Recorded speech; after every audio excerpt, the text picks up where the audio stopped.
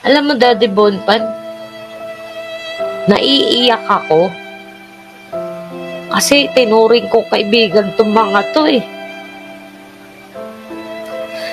Wala akong kahit na isang hinanakit sa inyo.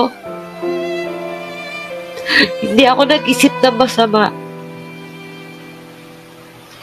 Hindi ko kayo siniraan. Pero bakit Sila nag-isip. Pinag-isipan niyo ako ng masama. Bakit? Anong ginawa ko sa inyo?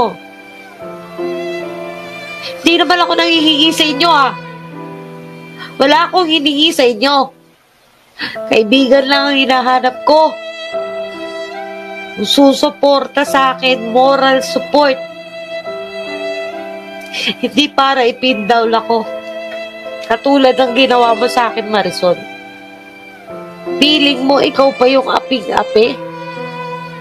Ha? Pagkatapos mo akong paakyatin? Sabihin kung ano ang tingin mo sa pagkatao ko. Yan ang pagkatao mo. Malayo sa iniisip mo.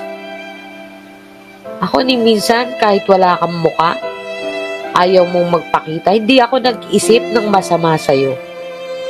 Pero ikaw lagi ang nagpapatawag ng usapan. Nag-uumpisa ng chismisan para sitahin si JTN. Bakit ganito si JTN? Bakit merong ganito? Bakit binila ng printer? Putang ina nyo. Hindi ako nanghingi ng printer. Pusang loob binigay yan ng kaibigan ko dahil nakikita niya kung gaano ako kahirap. Yung mga gastusin, yung pagpunta-punta ko para magpa-download, magpa-print.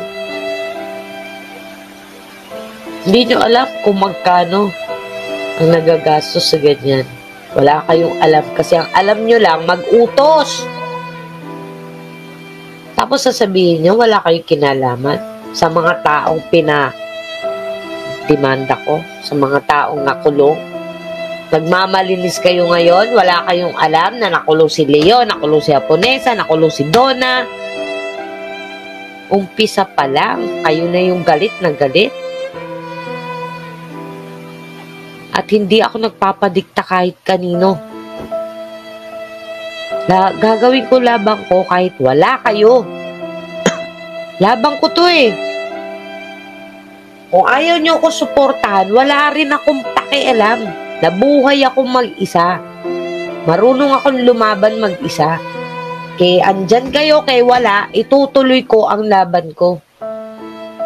Tapos kayo na naging malapit sa akin, magdududa sa akin na namimera lang. Kahit hindi nyo sabihin na namimera lang. Lagi nyong topic kung magkano yung nakuha ko. Kung sinong nagbigay, wala kayong ginawa ko din. Bantayan kung sino nagbigay kay JP. Hiyang-hiya naman ako sa inyo.